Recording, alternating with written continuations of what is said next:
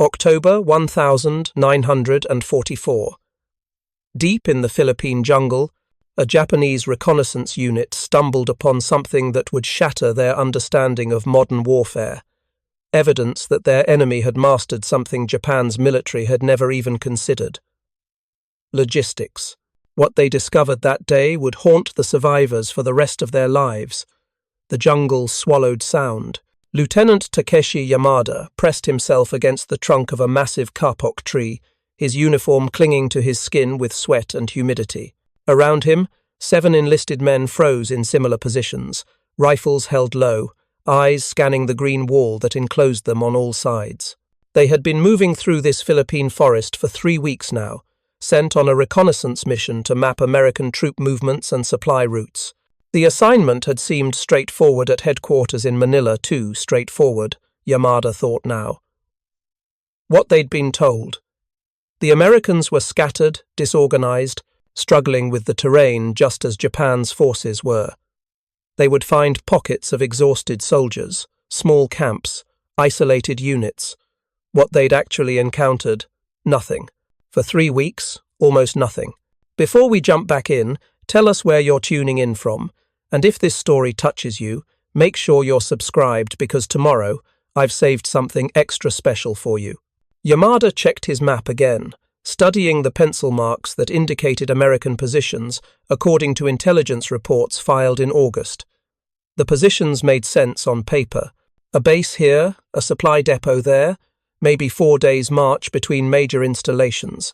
But the numbers didn't align with what his patrol had observed. They'd found abandoned camps, recently abandoned.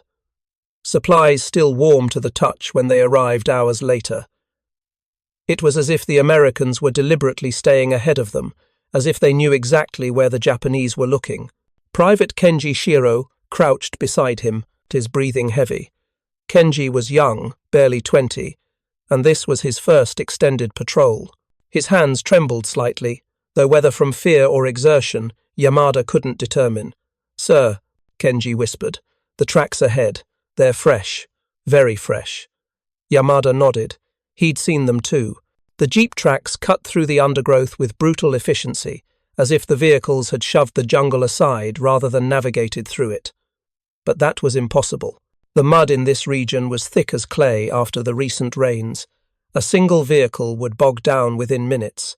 Yet these tracks suggested multiple trucks had passed through, perhaps within the last 12 hours, moving at speed. "How many?" Yamada asked quietly. "At least 3, maybe more." They split up ahead, different directions. This violated every principle of warfare that Yamada understood. American doctrine emphasized concentration of force, gathering supplies and personnel for coordinated strikes.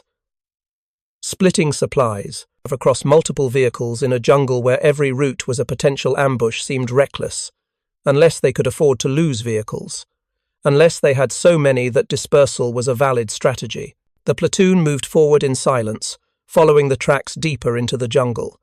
The evidence became more obvious as they progressed. Vehicle maintenance materials discarded casually on the trail, an oil-soaked cloth, a broken fan belt, a stripped bolt. All of these items would have been valuable to Japan's forces, carefully salvaged and repurposed. Here they lay in the mud, considered disposable. After 2 hours of careful movement, they found the supply cache. It sat in a small clearing, partially concealed beneath canvas tarps that had begun to tear and decay. The moment Yamada's eyes registered what lay beneath those tarps, he understood that his entire understanding of the war had been incomplete. He raised his hand, signaling the men to hold position while he crept forward alone. The cache contained ammunition.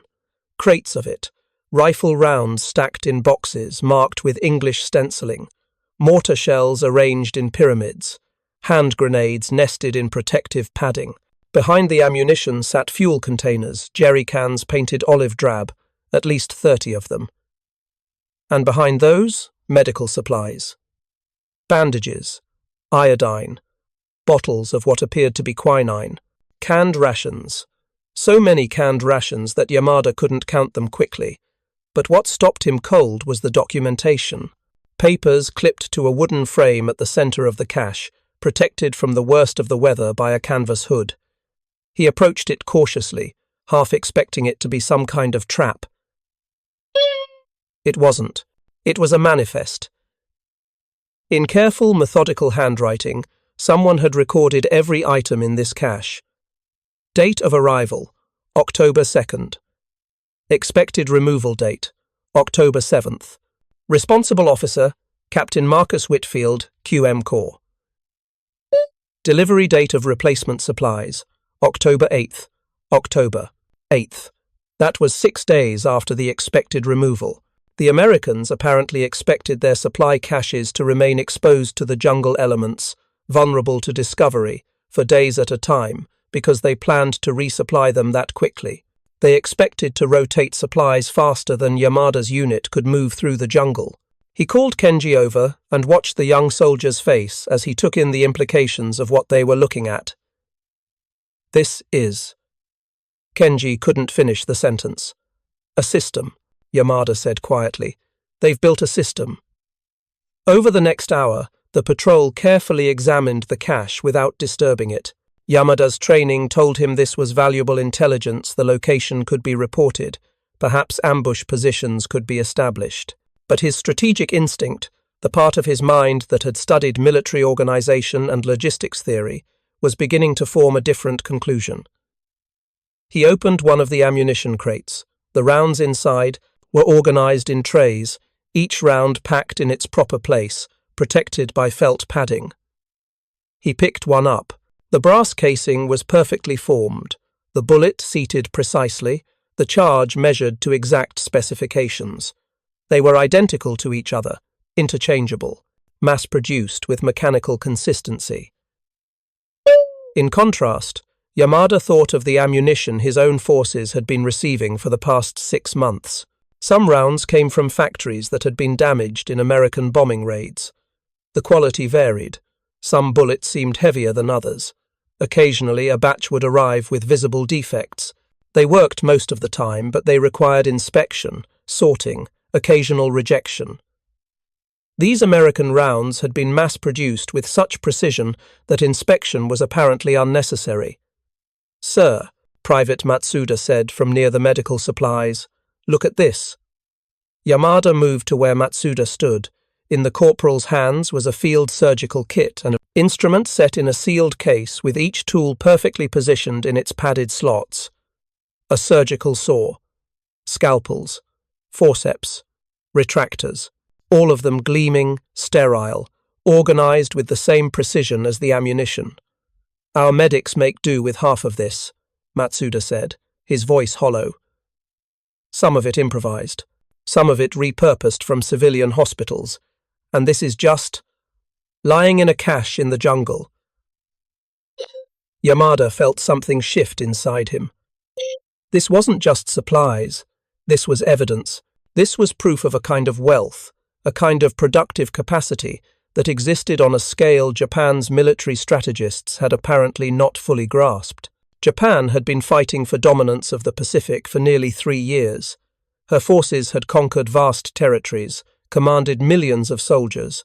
Yet here, in a muddy clearing in the Philippines, lay material proof that the enemy could sustain operations with a casualness that suggested infinite abundance. "We need to see more," Yamada said quietly.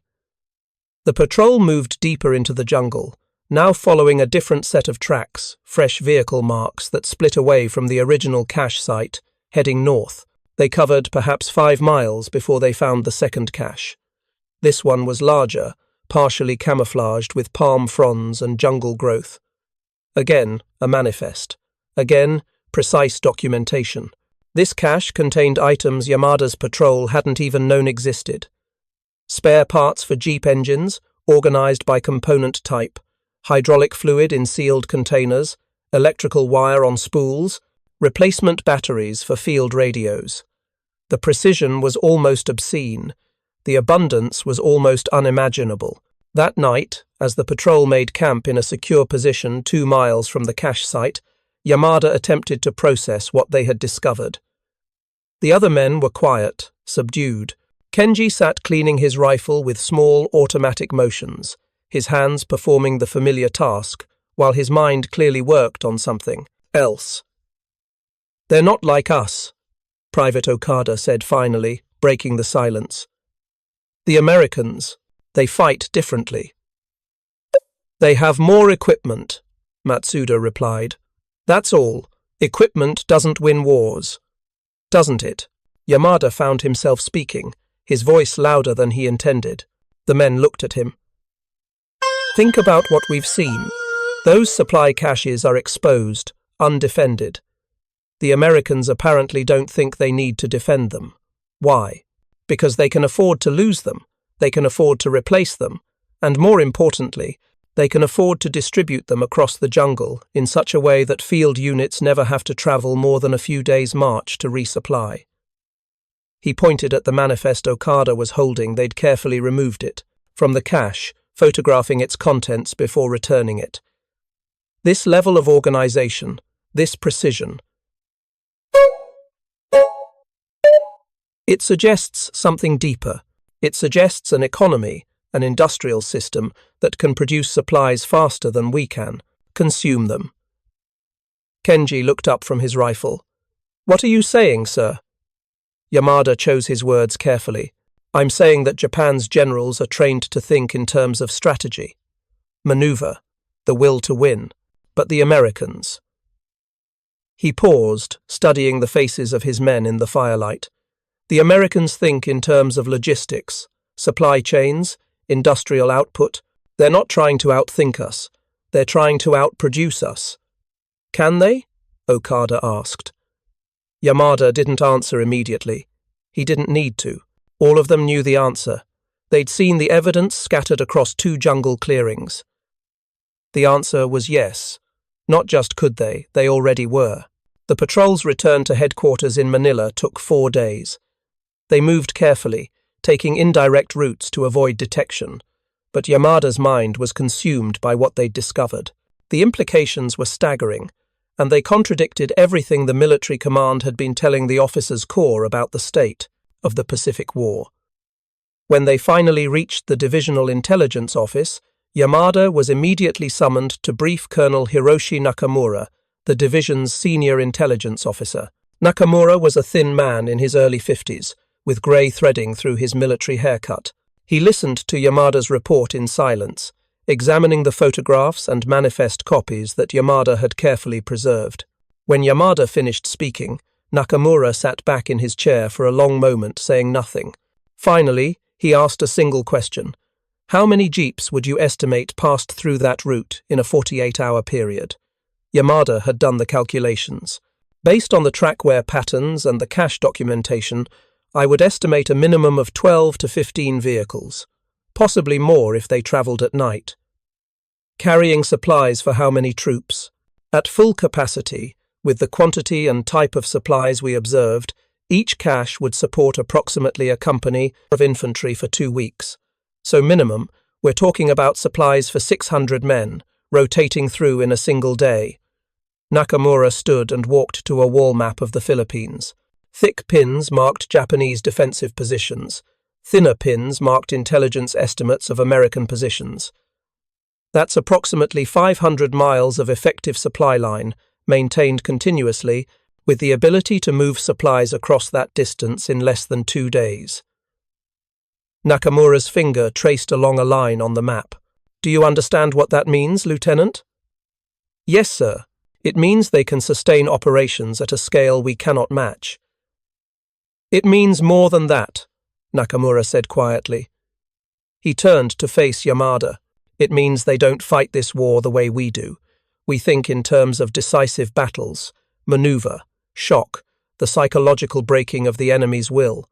They think in terms of persistence, accumulation, the slow, methodical grinding away of resistance through sheer material, superiority."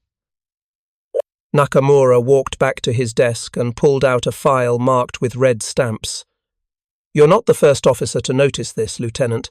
We've had reports from other commands about American supply operations. The sheer efficiency, the scale. We have strategic intelligence indicating American production capacity. Numbers that seemed impossible 6 months ago, but they're proving to be accurate. He opened the file and showed Yamada several documents. Production statistics, American factory outputs, calculations showing the scale of equipment and supplies flowing from the American mainland to the Pacific theater. The numbers were staggering. They suggested that the United States was producing more weapons, ammunition, vehicles, and supplies in a single week than Japan's entire manufacturing capacity could produce in a month. "Why haven't these reports been sent up the chain of command?" Yamada asked. "They have been," Nakamura replied. "But there's a problem with the truth, when it contradicts what leadership has already decided to believe.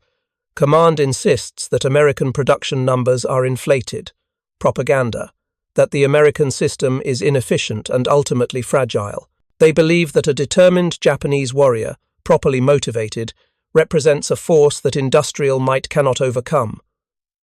Nakamura sat back down, looking suddenly older. "So reports like yours are filed, archived, occasionally reviewed by officers like myself who understand that they represent reality. But they don't change the orders we receive, or the strategies our commanders implement." "Sir," Yamada said carefully, "if this intelligence is accurate, it suggests that the outcome of this war may already be determined." "I know," Nakamura replied. "Most of the senior officers know. The question now isn't whether we can win. That answer is no. The question is how long we can continue fighting, and how many men will die before leadership finally accepts that reality." The meeting ended shortly after that, with Nakamura instructing Yamada to prepare a comprehensive written report. But as Yamada left the office, he understood that nothing would change. The report would be filed, other officers would read it, and the war would continue with the same strategies, the same expectations of manpower and willpower compensating for material deficiency until the inevitable conclusion. Yet something in that encounter with the supply caches had changed Yamada's perspective. It wasn't just the abundance of material, it was the philosophy that that abundance represented. The Americans had organized their entire logistics system around a principle: that equipment mattered, that supplies mattered, that the ability to heal the wounded mattered, that soldiers deserved to be fed regularly, equipped properly, medically supported. Japan's military philosophy emphasized different values: sacrifice, endurance, the spiritual strength to overcome material hardship. And those values had served Japan well in building an empire, but they were proving to be catastrophic when facing an opponent whose philosophy was fundamentally different. 2 weeks after Yamada's patrol returned to Manila, additional evidence emerged. An American logistics officer, Captain Marcus Whitfield, the same name that appeared on the manifest from the supply cache, had been captured by a different Japanese unit. During interrogation, Whitfield revealed details about American supply operations that corroborated Yamada's findings. The American military had established what Whitfield called rolling supply lines, a system of vehicles that moved continuously through the jungle, dropping off supplies at predetermined caches, while simultaneously picking up empty containers and damaged equipment to return to rear area repair facilities. A single jeep, properly maintained, could carry 1 ton of supplies. A convoy of 15 jeeps, traveling through difficult terrain, could nonetheless cover 500 kilometers in less than 2 days. The manifest Yamada had found documented 1 rotation of this system. Many others were operating simultaneously across different sectors of the Pacific theater. "We treat supply operations like a factory assembly line," Whitfield explained through an interpreter. "Everything is systematized, everything is documented, everything is measured and optimized for efficiency. We calculate how many supplies a unit needs, how fast they can consume those supplies, and how frequently we need to resupply them. Then we design vehicles and routes to meet those requirements." When asked about the quality of the supplies and equipment, Whitfield had shrugged. "We make sure everything is the highest quality possible. Why? Because a soldier who is fed well, equipped with reliable weapons, and medically supported is more effective than a soldier who isn't. That's not philosophy. That's arithmetic." The interrogation report was filed away in the same archive, where Yamada's reconnaissance report now sat. Nothing changed. No strategies were revised. No new emphasis was placed on improving Japan's own supply systems. The war continued on its predetermined course, grinding through 1944 and into 1945, carrying thousands of soldiers toward an ending that intelligence officers like Nakamura and young lieutenants like Yamada already understood was inevitable. But for those few who had seen the truth, who had stood in a muddy clearing in the Philippine jungle and recognized that they were facing not just a military force, but an entirely different conception of how to wage war, something permanent, had shifted in their understanding of warfare, of national power, and of what it actually meant to win. The shock of that discovery, the realization that Japan had been fighting not just against soldiers, but against a machine that ran on principles Japan's military leadership had never fully grasped, would haunt the survivors long after the war ended, because it represented something more important than any single battle. It represented the collision between two different philosophies of power, one that believed strength came from willpower and sacrifice, and another that believed strength came from organization and material abundance. And history, brutal in its clarity, had already rendered its judgment about which philosophy would prevail. Preparing and narrating this story took us a lot of time, so if you are enjoying it, subscribe to our channel. It means a lot to us. Now back to the story. 3 months after Yamada's intelligence report was filed in Manila, Captain Hideto Suzuki stood in what had once been a Japanese armaments factory in Nagoya. The building was still intact, not like the factories closer to Tokyo that had been reduced to ash by American bombing, but it had been essentially abandoned since August 1945, when Japan's surrender brought all military production to a halt. Suzuki had been an engineer for the Imperial Army, specializing in supply line optimization. For the past decade, he had worked on the problem that had consumed the Japanese military's intellectual resources: how to maintain an army across vast oceanic distances with limited resources. It was a problem that seemed to have no solution, which was precisely why it had continued to haunt every strategic decision Japan's military made. Now, walking through the empty factory floor with Lieutenant Yamada, they had maintained contact since the war ended, connected by their shared understanding of a truth that few in the occupation authorities seemed interested in hearing. Suzuki was confronting a different question. What would Japan need to learn to avoid such catastrophic underestimation in any future conflict?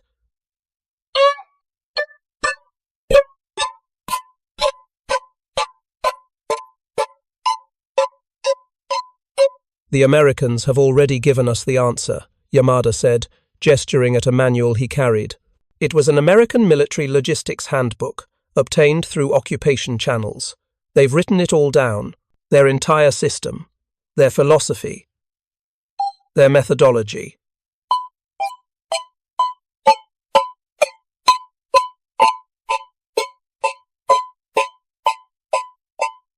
Suzuki took the manual and began reading.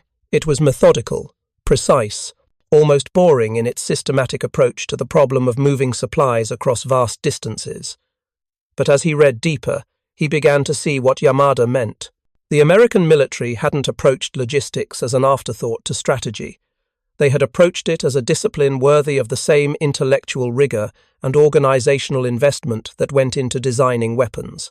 They had calculated the exact nutritional requirements of a soldier in combat. They had determined the optimal weight of a field ration. They had designed packaging that would survive tropical humidity and rough handling. They had established strict rotation protocols to ensure supplies didn't spoil. They had created standardization systems so that any American soldier, from any unit, anywhere in the Pacific, could use any ammunition, any ration, any piece of equipment produced by American manufacturers. "This is not accident," Suzuki said quietly. "This is science." "More than that," Yamada replied. "It's philosophy encoded into systems." Over the following weeks, Suzuki began a comprehensive analysis of the captured American logistics documents, cross-referencing them with what he had learned about American production statistics and the accounts of soldiers who had been captured and were now being repatriated. He began to construct a detailed picture of how the American war machine had actually functioned not as a military force that happened to have good supplies, but as an integrated system where logistics and combat operations were inseparable elements of a unified strategy. The Americans had built factories specifically designed for mass production. They had invested in automation and standardization to a degree that Japan's manufacturing sector had never approached. They had trained officers and enlisted men in logistics the way Japan trained soldiers, for combat. They had created redundancy, building multiple factories producing the same item so that destruction of one facility wouldn't cripple their supply chain, and perhaps most shockingly, they had accepted waste. American supply caches, like the ones Yamada had discovered, sometimes went unused. Materials were discarded if they were damaged or contaminated. Vehicles were replaced rather than repaired if the repair consumed more resources than replacement. This would have been considered obscene in Japanese military circles, where scarcity was the founding principle of all planning. But Suzuki now understood that American waste was actually a feature, not a bug. It was the inevitable byproduct of operating at a scale where abundance mattered more than efficiency. And that abundance, paradoxically, made the system more efficient in terms of outcome: more soldiers supplied, more weapons delivered, more operations sustained. Suzuki wrote a comprehensive report documenting his analysis. Unlike Yamada's report, which had been filed away during wartime with no expectation of implementation, Suzuki's report was written for a different audience, Japan's economic planners and industrial leaders, who were now facing the task of rebuilding a nation from ashes. The report's central thesis was straightforward. If Japan ever found itself in a major conflict again, its vulnerability would not be a lack of warrior spirit, but a failure to build an industrial base capable of sustaining operations at the scale required by modern warfare. Japan needed to think like America, not in terms of culture or ideology, but in terms of systematic industrial organization. The report circulated among Japanese academic and business circles in the late 1942, finding particular resonance among younger engineers and economists who were desperate to understand what had gone wrong and how to prevent it from happening again. Some of Suzuki's specific recommendations about standardization, about factory automation, about supply chain management, began to influence how Japanese manufacturers approached industrial organization in the post-war period. Suzuki never received public credit for these contributions. His report was considered sensitive, written by a military officer about military logistics, but his intellectual framework began subtly shaping how a new generation of Japanese industrialists thought about production, quality, and efficiency. In ways that would only become apparent decades later, the lessons learned from American logistics in the Pacific War began seeping into Japan's post-war economic structure. Private Kenji Shiro, the young reconnaissance soldier who had helped discover those first supply caches, survived the war. He was captured in the Philippines in early 1945 and spent the remainder of the war in an American prisoner of war camp. What struck him most about his captivity was not the conditions, which were actually far better than what Japanese soldiers had received from their own military in the final years of war, but the sheer ordinariness of the supplies. In the camp, prisoners received regular meals, not luxurious, but consistent. Proteins, vegetables, bread. Medical care was available. Kenji had a wound from his capture that had become infected, and the American camp doctor had treated it with antibiotics, the same penicillin that had seemed almost supernatural when he'd glimpsed it in the supply cache near Manila. The infection cleared up, his wound healed, he lived. Kenji repatriated to Japan in late 1945 and returned to his small village in Shikoku, where his family had survived the war largely intact. His father had been a farmer, and Kenji found himself drawn back to that life, but with a difference. He had seen something in American logistics that applied to agriculture as well: systematic thinking, organization. The understanding that survival and prosperity came not from heroic effort, but from sustainable systems. Kenji's father had always farmed the way his father had farmed, and his father before him. But Kenji began experimenting with different approaches. He organized his crop rotation more systematically. He invested in better tools, standardizing them so that if one broke, he could replace it with another of identical design. He kept detailed records of what worked and what didn't, treating farming like a problem to be optimized rather than a tradition to be preserved. Over the years, Kenji's farm became more productive than others in his region. Not dramatically more productive, but consistently more productive. Neighbors noticed, and some began asking him for advice. Kenji shared what he had learned, not from any agricultural texts, but from his memories of American supply caches and American logistics officers explaining their systems to him in a POW camp. Kenji never spoke publicly about his wartime experience, never gave speeches about what he had learned from the Americans, but his quiet influence, multiplied across dozens of conversations with neighbors and farmers he met, contributed to subtle shifts in how Japanese agriculture began to approach efficiency and organization in the post-war decades. He lived to be 83 years old, and when he died, his obituary in the local newspaper mentioned his pioneering use of agricultural mechanization and systematic farming practices. It did not mention that he had learned these principles by seeing them embodied in American military logistics, or that his entire post-war career had been shaped by a moment in 1944 when he had knelt beside a junior officer named Yamada and examined supply manifests in a Philippine jungle clearing. Lieutenant Takeshi Yamada survived the war as well, though not without cost. He was wounded twice in the final campaigns in the Philippines, and the malaria he contracted in 1945 would recur periodically for the rest of his life.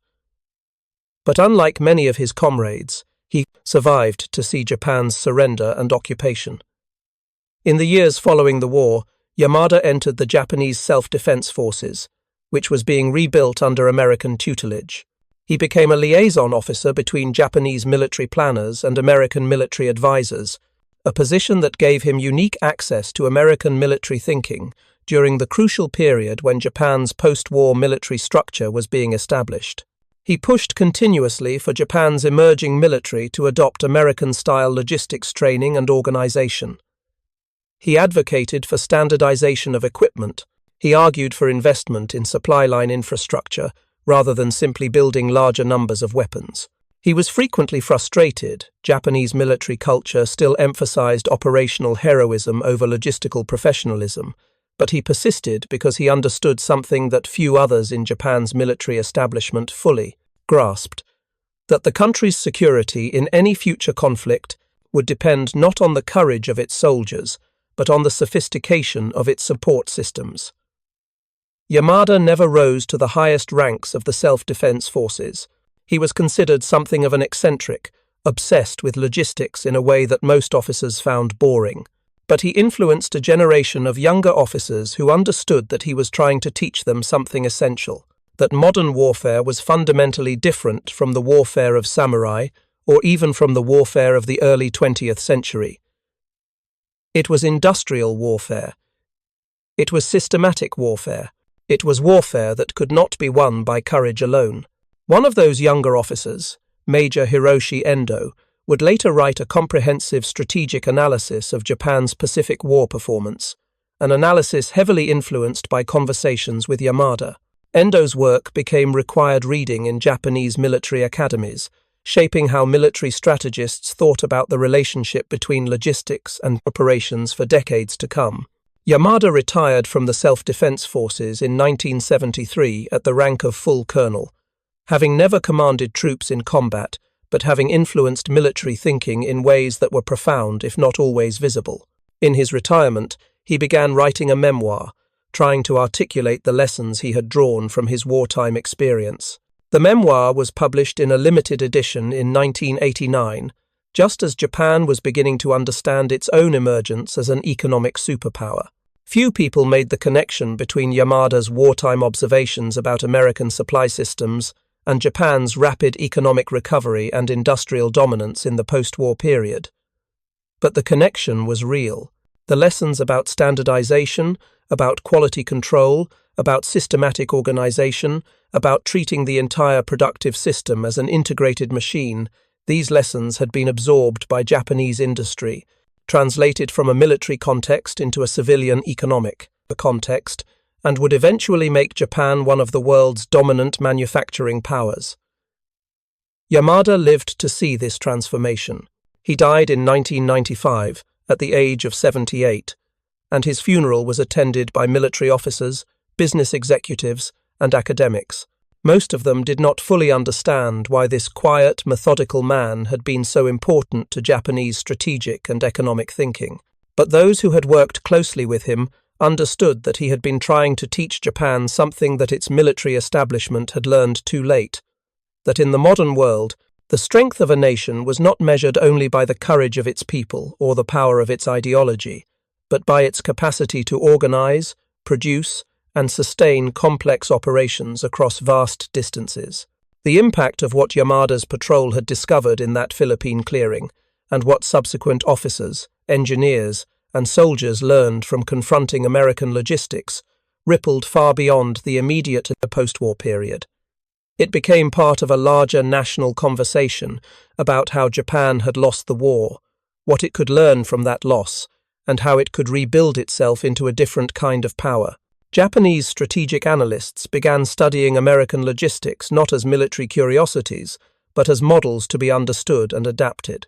The principle that sustained superiority in supply could compensate for numerical disadvantages became a foundational concept in post-war Japanese strategic thought. The understanding that standardization and quality control were not luxuries but necessities in complex systems began influencing Japanese manufacturing practices far beyond the military sector. In the 1950s, an American engineer named W. Edwards Deming came to Japan to teach Japanese manufacturers about quality control systems. His ideas resonated powerfully, not because they were entirely new, but because they aligned with lessons that officers like Yamada and engineers like Suzuki had learned from studying American military logistics. The systematic approach to manufacturing quality, the use of statistical analysis to optimize production, the emphasis on making processes reliable and consistent, these were not abstract academic concepts to the Japanese business leaders who learned them. They were lessons encoded in the history of the Pacific War, in the testimony of captured American officers, in the manifests of supply caches, in the experiences of soldiers who had survived American captivity. Japanese companies began implementing quality control systems with an intensity and rigor that American manufacturers often lacked. They treated manufacturing the way American military logistics officers had treated supply operations, as a discipline worthy of intellectual investment and systematic improvement. The result, over the decades that followed, was that Japan's manufacturing sector became increasingly competitive, especially in consumer electronics and automobiles. By the 1980s, when Japanese manufacturing was beginning to challenge American dominance in key industries, few people drew explicit connections back to lessons learned from American military logistics in 1944 and 1945. But the connection was there, embedded in institutional memory, in the training programs of major corporations, in the way Japanese engineers thought about quality and efficiency. The American military that had fought the Pacific War with overwhelming logistical superiority now faced competition in the commercial sphere from a Japanese economy that had absorbed and systematized American lessons about how to organize large-scale production. It was not a dramatic reversal. Japan remained aligned with America strategically and economically, but it was a kind of poetic justice. The lessons that American soldiers and officers had embodied on Pacific Islands had eventually transformed into practices that would make Japan one of the world's most competitive manufacturing nations. Colonel Yamada, in his later years, sometimes reflected on this irony. He had spent his post-war career trying to convince a resistant military establishment to adopt American logistical principles. But the real transformation had not happened in military contexts.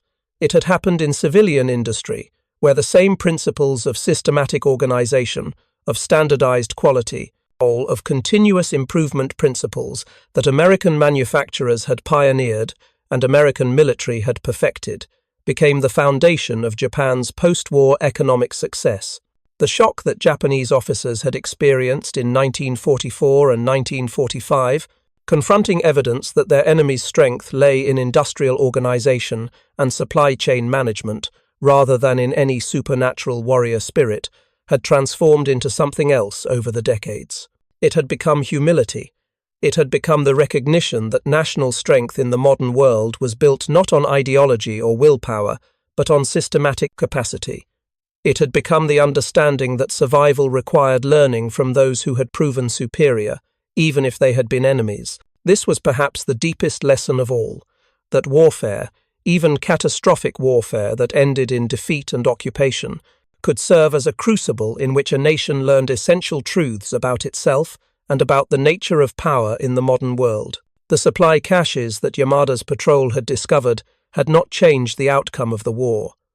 Japan had lost, as the logistical evidence had suggested it would, but the shock of confronting that evidence had set in motion a process of intellectual reckoning that would eventually reshape how Japan understood itself and organized itself in the post-war world. In the spring of 1989, retired Colonel Yamada sat in his small apartment in Tokyo, watching the Berlin Wall fall on his television. He was 72 years old now, his health declining, his war wounds aching in the cold weather. But he watched, the images of people streaming through the Brandenburg Gate, and he found himself thinking of supply caches and logistics manifests. The Cold War was ending, not because one side had decisively defeated the other in warfare, but because one side had proven unable to sustain its economic and military systems at the scale required by modern competition. The Soviet Union, which had proven capable of extraordinary military production during World War II, had ultimately failed to maintain the systematic efficiency and logistical sophistication necessary to compete with the West in the long run. It was, in some ways, the same lesson that Japan had learned in 1944 and 1945. The side that could most efficiently organize its resources, that could systematize its production, that could sustain its operations at the largest scale, that side would prevail. Not necessarily in individual battles, not necessarily through superior willpower or ideology, but in the larger contest of systems and capacities.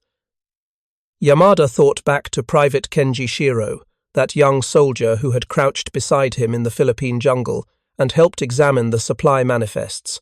He wondered if Kenji, now an elderly man living somewhere in rural Japan, ever thought about those discoveries and about how the lessons learned had echoed through the decades. He thought about Captain Suzuki, the engineer, and about how the report Suzuki had written had quietly influenced Japanese industrial thinking.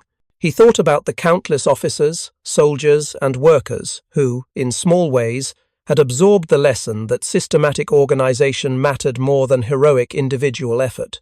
The Japan that emerged from the occupation, that rebuilt itself into one of the world's most advanced industrial powers, was not a nation that had rejected American models.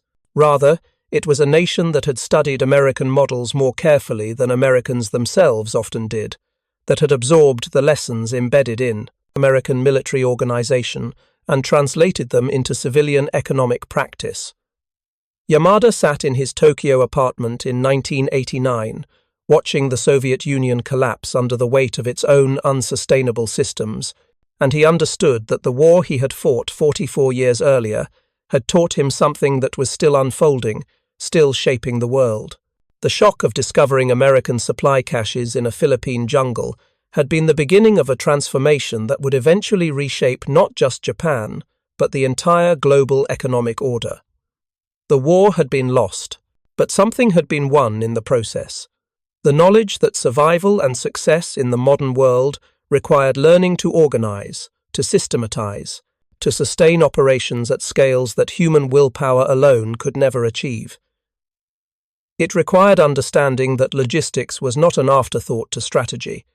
It was strategy. It was the foundation upon which all other operations rested. This was the legacy of those supply caches, of the manifests that documented them, of the young lieutenant who had knelt beside them and recognized them for what they were. Evidence of a different way of organizing human effort, a way that would eventually reshape the world. In 2001, 15 years after his death, Colonel Yamada's personal papers were donated to the Japan Self-Defense Force Academy's historical archives. Among those papers was the original reconnaissance report that Yamada had filed in 1944, detailing the supply caches discovered in the Philippine jungle. The document was yellowed, fragile. The handwriting was faded but still legible. Next to that report were other documents: correspondence with Captain Suzuki, letters from Private Kenji Shiro written decades later, notes and reflections that Yamada had compiled over the years about what those supply caches had meant and what lessons they had contained. A young historian, Dr. Tomohiro Nakamura, discovered these documents while researching post-war Japanese military organization. He was struck by how Yamada's wartime observations about American logistics had anticipated many of the principles that Japanese industry would later adopt. Nakamura published an academic paper arguing that the intellectual transformation of post-war Japan could be partly traced back to moments like Yamada's discovery, moments when Japanese military officers had been forced to confront evidence that their understanding of power was incomplete. The paper attracted attention among Japanese business historians and strategic theorists. Some began arguing that Japan's remarkable post-war economic success was not simply a matter of accident or circumstance, but was rooted in lessons learned from the military defeat and the occupation that followed. The systematic approach to manufacturing, the emphasis on quality and continuous improvement, the understanding that sustained operations required logistical sophistication. These were not inventions of Japanese business culture. They were lessons learned from war, transmitted through military officers and engineers into civilian economic practice. The supply caches in the Philippine jungle, long since decomposed or removed, had never fired a shot. They had not directly shaped any battle or strategic campaign, but they had shaped something perhaps more important: the intellectual framework through which a defeated nation understood itself and rebuilt itself. Yamada's reconnaissance report, filed away in 1944, with no expectation of implementation, had become historical evidence of a pivotal moment when Japanese military understanding collided with American logistical reality, and from that collision emerged lessons that would influence Japan's development for decades to come. The manifests that Yamada had photographed documented supplies that were consumed, vehicles that eventually broke down, systems that were eventually superseded. But the understanding that those manifests represented that modern warfare, and indeed modern power itself, was fundamentally a matter of systematic organization and sustained productivity survived. It transformed. It echoed through decades of Japanese economic development, shaping how a nation thought about itself and its place in the world. In the end, the war between Japan and America had been won by logistics as much as by weapons, and the peace that followed had been built on Japan's willingness to learn from the nation that had defeated it, to absorb its lessons about systematic organization, and to translate those lessons from military contexts into the civilian economic structures that would define the post-war world. The shock of discovery in a Philippine jungle had rippled across time, reshaping not just a nation, but the global order itself. Thank you for watching. For more detailed historical breakdowns, check out the other videos on your screen now, and don't forget to subscribe.